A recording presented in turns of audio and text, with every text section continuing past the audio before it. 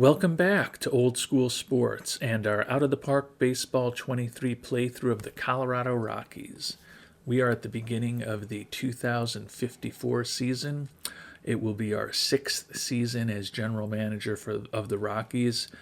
You can see here we started out with a 74 win record our first year with the team. But since then, we've hit winning records 4 consecutive years, 4 consecutive playoff appearances, and we are now two-time defending World Series champions.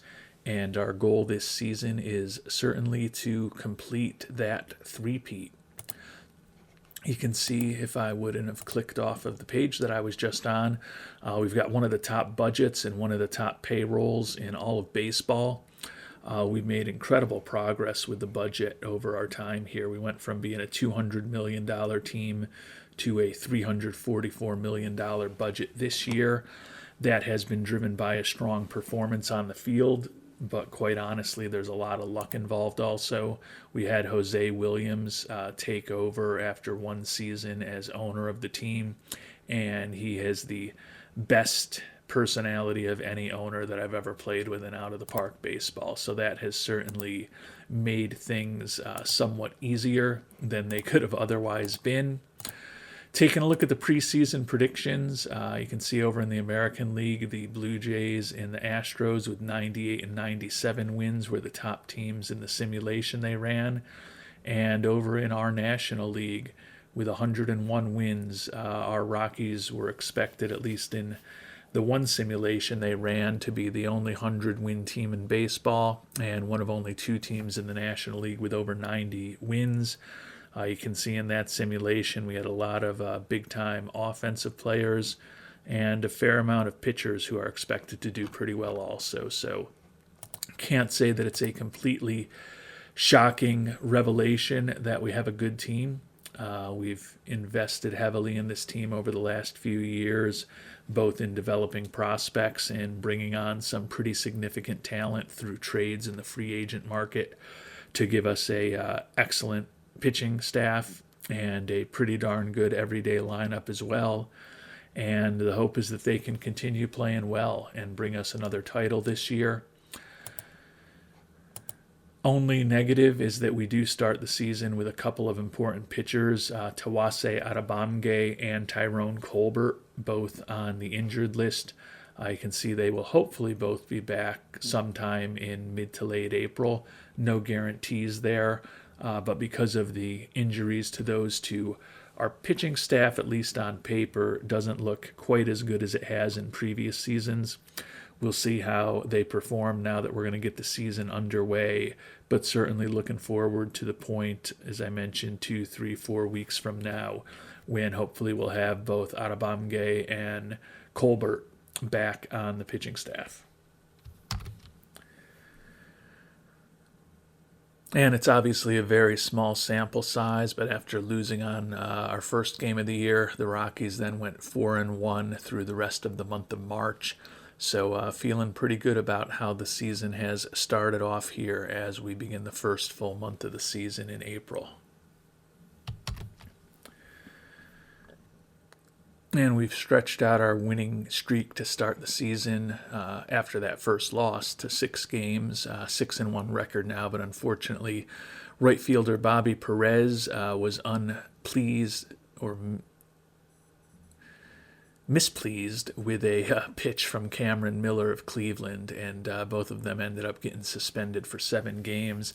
Obviously going to have a more significant impact on our everyday player than Cameron Miller, who will really just miss one start and have it pushed back a few days because of his suspension. Perez off to a bit of a slow start this year, 269 average and only 2 runs batted in the first 7 games of the year with no home runs. And the Rockies continue to play well as we head closer to mid-April. 11-5 record. Adam Fields just won the NL Player of the Week, 11 for 31 with 6 homers and 9 runs batted in. So a really nice solid week for him. Also some good news on the injury front. Tyrone Colbert is on his rehab assignment, back and healthy. They actually used him as a starter down in Albuquerque, not how we're going to be using him. but he pitched 91 pitches 4 days ago and was pretty healthy. So we are going to give him one more day down there and then bring him up tomorrow. Not sure exactly whose spot he's going to take. We'll check in and see what things look like after we give him another day of rest down there. And then we're going to have some interesting decisions to start making with our pitchers. And in our last episode, we talked about Javon Williams, the 26-year-old reliever, Juan Vargas, the veteran, and Andy Mendoza, the rookie, who we jumped from Double-A all the way up to the majors as being three players who would be on the bubble of our pitching staff once we started getting healthy. Pretty small sample size for Mendoza, just 3 games and 5 2/3 innings. Only allowed 3 hits and 2 walks while striking out 8. The BABIP of 182 makes me think he's probably been a little lucky, but the SIERA of 1.71 is certainly significantly better than the actual ERA he's put up. So he's pitched, I don't want to say well. It's hard to say somebody with a 6.35 ERA has pitched well, but he has struck out 8, not given up a ton of hits. Guessing based on this, there was one big home run he gave up with runners on base that probably is the driver of those poor numbers for him. That said, we did end up having to jump him from Double-A all the way to the majors. He does have some development that he can still do down there. So we're going to put him down into Triple-A. Probably won't be thrilled with that move, but I think it does give us at least a little longer for Adebamge to hopefully get healthy and then go on his rehab assignment. Before we're going to have to make a more significant decision with Juan Vargas, the veteran, who has been pretty unimpressive thus far. And we talked in our last episode about how his stuff is just kind of gone, apparently, here at 39 years old. So we may be looking to move on from Mr. Vargas in the next week or two once Adebamge goes through his rehab assignment. But right now, he's still going to stay in that long relief role for us for at least another week and a half, like I said. And the season continues to go pretty well as we close in on the end of April, 19-11 record, although we are in an odd position for us the last few years where we're not in first place, half a game behind the Padres at this point, who are 8-2 over their last 10, so they've made up some ground on us in the last week or so, even though we have won 4 in a row at this point after a little bit of a blip in terms of our play. Center fielder Eddie Farley, who's off to a slow start with the batting average, hitting just .211, but still delivering some power with 11 homers and 114 at-bats. Going to be out for about 2 weeks with elbow inflammation, so we are going to send him to the IL. And Adebamge at this point has started a couple games in AAA Albuquerque.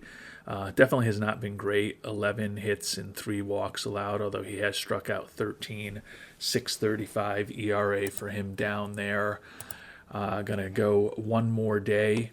Hopefully we'll get that scouting report back on Vargas, see exactly what we're dealing with him.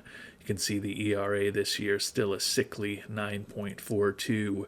So given his age, his performance, and just his profile in terms of his ratings right now, Vargas' roster spot is definitely in jeopardy for when Adebamge is ready to return. And we have gotten our scouting report back on Juan Vargas. Kind of looks pretty similar to what we thought. As of today, his stuff has dropped 10 points since last summer.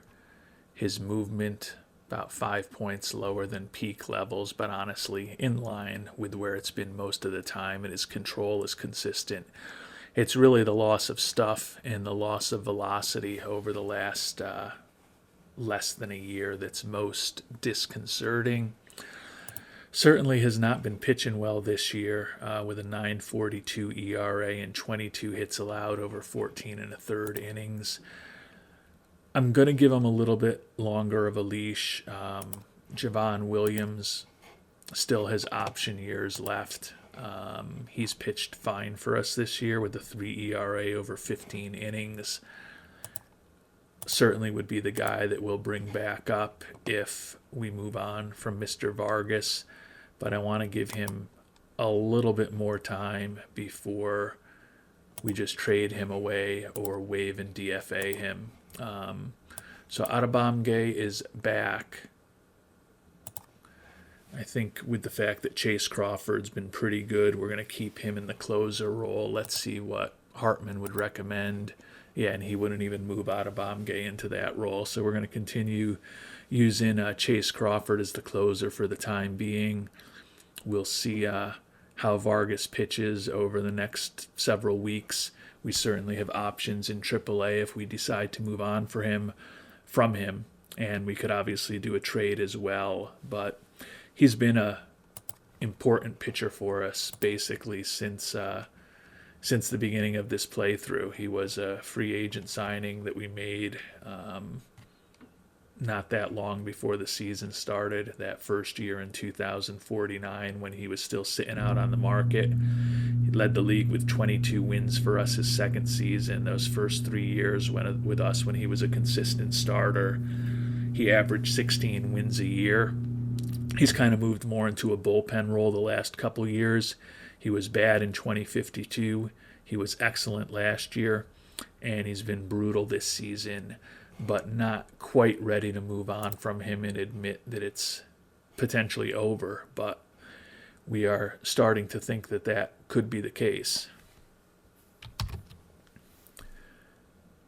And the financial performance of the Rockies thus far has really been very disappointing. We did increase ticket prices, but attendance is down about 7,500 fans a game, despite the fact that fan interest is at a 98. We've got a winning percentage of .633, and we're coming off of a couple of World Series championships in a row. So a bit disappointing that the fans are not supporting the team. Obviously, the ticket price is a little higher than the $38 that we ended with last season, and materially higher than the $35.66 that we averaged last year. But still disappointing that a team that's going for a three-peat with one of the top player payrolls in baseball is, I don't want to say struggling to get fans into the seats because we're still first in attendance in the league, but we've had a fair amount of empty seats, which is a little disappointing. And as the month of May begins, we're still half a game out behind the Padres despite a 20-11 record. We'll take a quick look at some early team statistics. Not surprisingly, in the top couple teams in most offensive categories, first in the National League with 212 runs scored. Runs allowed, we've definitely taken a step back this year. 10th overall in runs allowed, 8th in starters ERA, 8th in bullpen ERA, 7th in ERA overall. Overall record, we're outperforming our Pythagorean expectations by one game. After going 4-11 in March, we were fine 16-10 in April. So team is still playing well. I think the pitching should get a little better now that we are completely healthy, but that is an area where we may need to invest some money in the coming couple of months to ensure that we are as set up as well as possible to hopefully win another title. And we're now in mid-May, season going really well for the Rockies, back on top of the NL West, which is our birthright, 30-15 record, 4.5 games ahead of the Padres at this point. So playing better baseball recently. You can see Elijah Moore is in a battle, but potentially on his way to leading the National League in home runs for a third straight year, second in the league in ribbies. Elijah Moore and Bobby Perez both in the top 3 in OPS, although as you can see, Perez just suffered a strained back, going to be banged up for about a week, so we'll probably throw him onto the 10-day just to be careful. Elijah Moore tied for the league lead in batter war. Israel Mays has had a 17-game hitting streak for us, and don't have anyone on the top 3 in the pitcher boards. So still definitely going to be giving some thought as the season moves on to potentially bolstering the pitching staff. But right now we're going to be extra cautious with Mr. Perez, put him onto the 10-day IL, and go look for some help down in AAA. And we're going to bring John Vargas back up. We actually brought him up several weeks ago when center fielder Eddie Farley was hurt. A bit surprisingly, Vargas didn't even get a single at-bat while he was up last time. We were able to let Hector Rivera and Angel Gomez both get some pretty significant playing time. That would certainly be the plan going forward in right field also, to the extent possible. But I'm sure that the veteran Vargas may get an at-bat here or there. He is a veteran minor league free agent signing from a year ago. And not from a year ago, from before this season started, and still does have a pretty good eye and some home run power. So I don't think he's going to hit for much of an average as a major leaguer at this point, but particularly playing in Coors, would think that we could get an occasional home run out of him if he does get some playing time. And we'll check in on Juan Vargas while we're kind of at a pause in the game. Vargas has the ERA down to 7.33. So certainly not pitching great, but a little better. Definitely a guy whose roster spot is potentially in jeopardy. You can see at this point, 45 games into the year, each of our starting pitchers has had 9 games started. They all have 4 or 5 wins. Not incredible ERAs, particularly with the case of Gus Duran, who's got an ERA over 5 at this point. But hopefully as the weather heats up a bit in the coming months, we'll get a little bit better performance out of the starting rotation. But certainly have potential improvements to the pitching staff on our radar as we move forward this year. And it's now June 1st, another month in the books, 40-19 record, so the Rockies are playing real well. Although fan interest continues to weaken, attendance has been better recently owing to our brilliant performance on the field. Take a quick look at the team stats. Still first in almost every offensive category, including runs scored. And the pitching is improving. 6th in runs allowed, 4th in starters ERA, 7th in bullpen ERA. Went 20-8 during the month of May. We're a game over Pythagorean expectations. Taking a very quick look at the standings, we've got a 9-game lead on the Dodgers now, 9.5 up on the Padres. And our 40-19 record is the best in baseball by a game and a half over the Braves, who also have 40 wins but have played 3 more games than we have at this point. You can see Elijah Moore still absolutely in the running to lead the league in home runs for a 3rd straight year. Perez and Moore continue to put up some pretty crazy OPS numbers.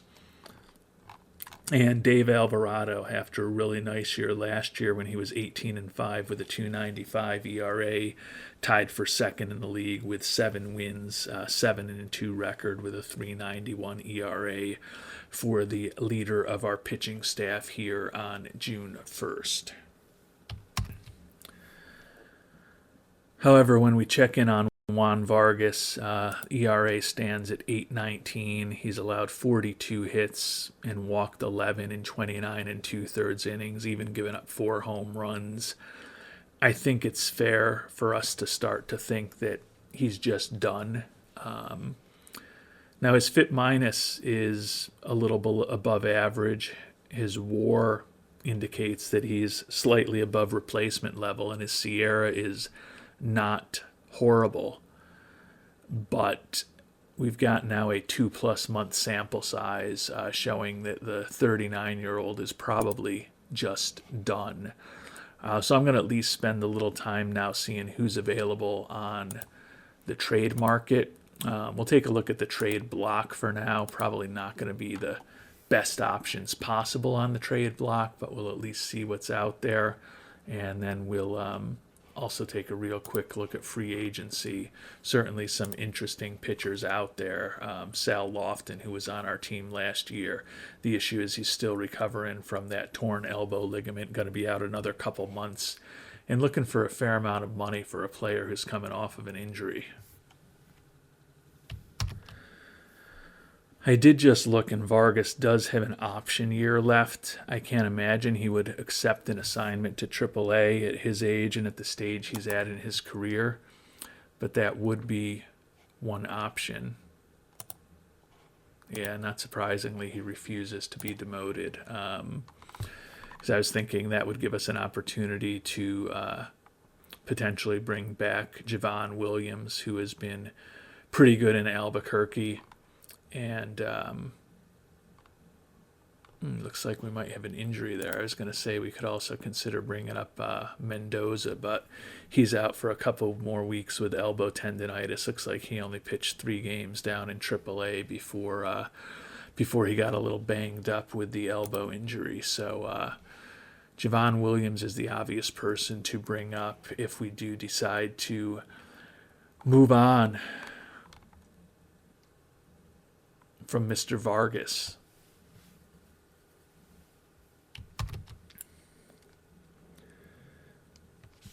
There's not any obvious candidates who are on the trade market quite yet. And I did kind of look. There's obviously pitchers who aren't on the trade block that could help us, but the price on them is higher than I'd like to spend at this point. As I talked about, we've got a 9-game lead in the division.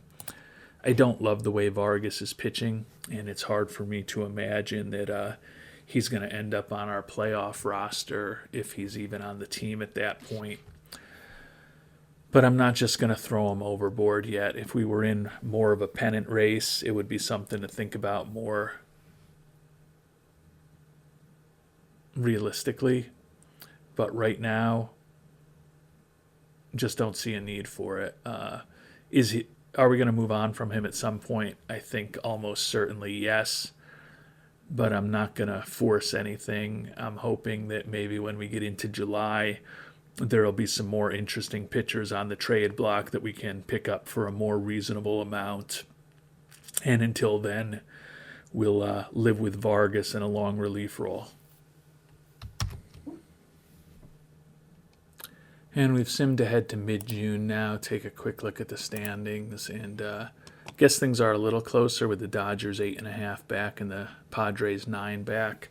We're only 4-6 over our last 10, so both of those teams have made up a tiny bit of ground on us. Still going to have to ultimately figure out something to do with Vargas. Pitched a little better his last few outings, but still not putting up the type of performance that we want from somebody for a team that's competing for a title. But again, don't feel any urgency to change things right now. At this point, I would be surprised if we make a move until we get into July and closer to the trade deadline. And we've made it to our mid-year review with a 50-29 record. Jose Williams excited with how we performed this year. Not pleased with the fact that we're not making a ton of money. That said, he's happy with our progress towards goals, ecstatic with our overall performance. We've got a few players or a few coaches who are potentially going to be free agents after this year that we'll have to think about eventually.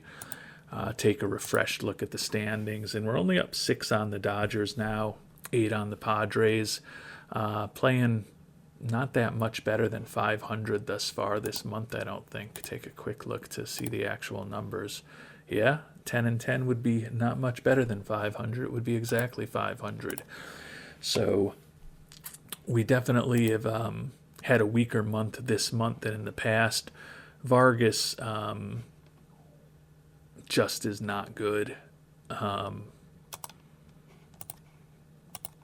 Looks like we think his stuff is even worse than it was before. I said we weren't going to do anything before the trade deadline, but as I kind of alluded to before, there's no way I want Vargas to be on a playoff roster for this team, and he hasn't straightened things out. I can argue that the almost 400 BABIP against him has to improve. The 363 batting average against him has to improve. But with the lack of stuff that he has, I'm just not sure that that's actually the case.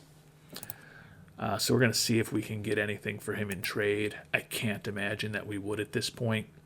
And if we can't get something for him in trade, probably we'll just waive and DFA him, and assuming that Javon Williams is healthy, which I have no reason to think he's not, bring Mr. Williams back up from AAA to fill his spot on the team. And that kind of says it all right there. Even if we were willing to retain every penny of Vargas's contract, not a single offer for him out there. So we'll give him one last chance to accept a demotion to AAA. Not going to do it. Thank you for your time with the team, Mr. Vargas, but we are going to waive and DFA Juan Vargas, and that means good news for Javon Williams. You are back on the Major League roster.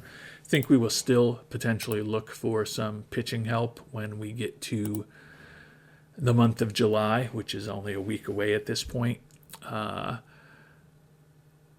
Vargas just was not cutting it. And with the lead getting a little bit smaller in the NL West, we gave the guy almost 3 full months to see if he was still a quality major league pitcher, and unfortunately it just doesn't seem that he is anymore. So it's time to move on. And we've made it to July in the international free agent signing period, so that's kind of the last thing we'll focus on here before finishing the episode. But we'll check in on the standings and check in our top players at the more than midway point to the season. Elijah Smith just won National League Rookie of the Month. 190 ERA in 23 and a 2/3 innings with 43 strikeouts working out of the pen. So certainly a nice performance for him. Thus far this year, he's got 92 strikeouts and 67 and a third innings. So although he is not starting for us, we've had him pitch in 44 games and 67 and a third innings. So the youngster's certainly getting a ton of work here at the major league level, and certainly continues to look like one of the top young players in baseball, which he absolutely is at this point. And we'll take a look at the standings, and things have definitely gotten tighter over that month of June. It was not a great month for the Rockies. We're only up 5 on the Padres and Dodgers as July begins. 53 and 33 record, 616 winning percentage. So we don't even have the best record in baseball anymore. We're percentage points behind the Braves at this point. Not all that far, quite honestly, ahead of teams like St. Louis, Boston, and Chicago as well. So going to be a definite bigger battle than maybe we had anticipated to clinch home field advantage throughout the playoffs. That said, I think this team is more than capable of doing that if we get things right over the next few weeks and months. Still number 1 in the league in runs scored. Pitching definitely regressed, though, over the past month. We rank now 10th in runs allowed in the National League. And you can see we actually had a losing record of 13 and 14 in the month of June, which opened up things for both the Dodgers and the Padres to close about half of the gap on us that we began with in terms of our lead at the beginning of the month of June. So wasn't a great performance. Certainly has us paying attention to where we are with the team. We do have money to take on contracts as we get into the month of July. So I think we are certainly going to be perusing the trade market and perusing for players who aren't even necessarily on the trade market as we try to ensure that this team is as loaded as possible come October.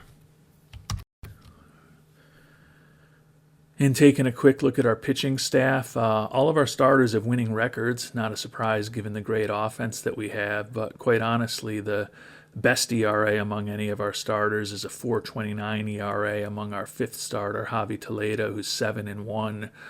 Our de facto ace, Dave Alvarado, has a 5.48 ERA this year with a 7-5 record. So he has been, particularly in the month of June, not pitching all that well. Certainly, if there's a chance to add a true front end of the rotation type of pitcher to our pitching staff, that would be an area that we could think about going as we get closer to the trade deadline. Chase Crawford is closer, 3-4 record, 20 saves, ERA under 3 with more than a strikeout per inning. So he's been fine, not dominant, but fine. Atabamge and Colbert, two of the guys that could potentially be closers if we wanted to move on from Crawford, have quite honestly not been quite as good as Crawford has been. Elijah Smith, we already talked about him having a nice second season. Julio Sanchez, the free agent from Cuba who we bought on board, 4-2, 3.99 ERA. He's allowed 38 hits and 22 walks and 38 in a third inning, so his whip is a rather sickly 157 and his Sierra is over 5. So I'd say he's been a little bit disappointing.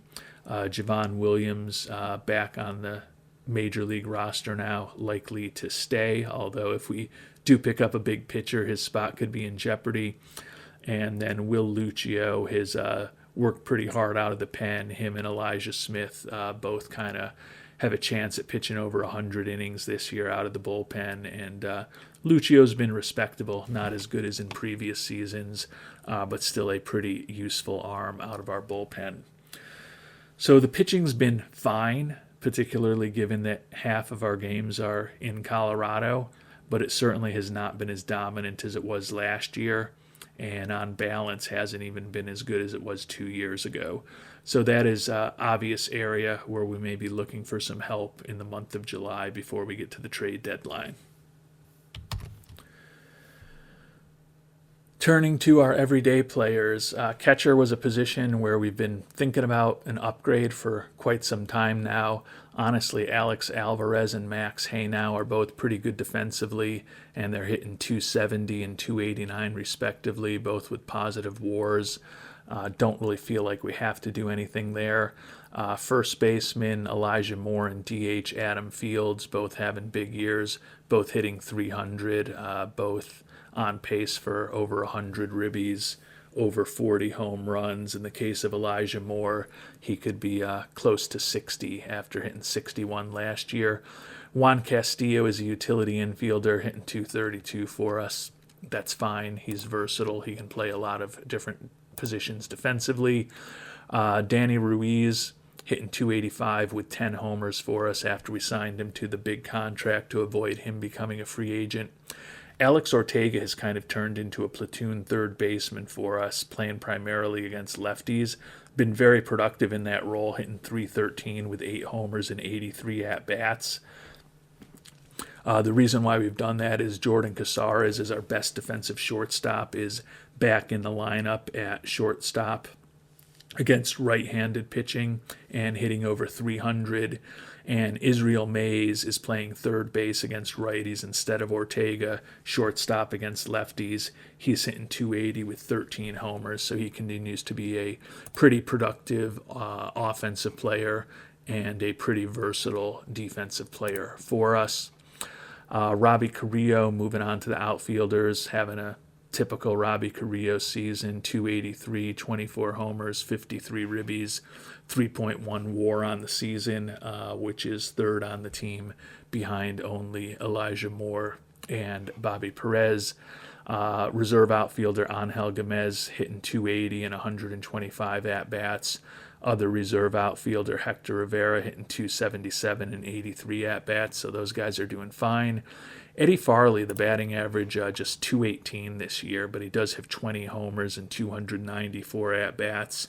His OPS and WRC plus are both only slightly above average. Still has put up a 2 WAR on the year, though. Certainly his strong defense in center field helps. And last but not least, Bobby Perez. We talked about him with his 3.8 WAR. He's leading the team. He's actually been banged up a bit. One stint on the IL and then a couple of other stints when he had to miss a few games because of injuries. So he's played just 68 games, but hitting .313 with 24 homers, 52 ribbies in those 68 games that he's played. So no obvious holes that we need to fill offensively. Certainly, if we can add talent, we're going to look to do it.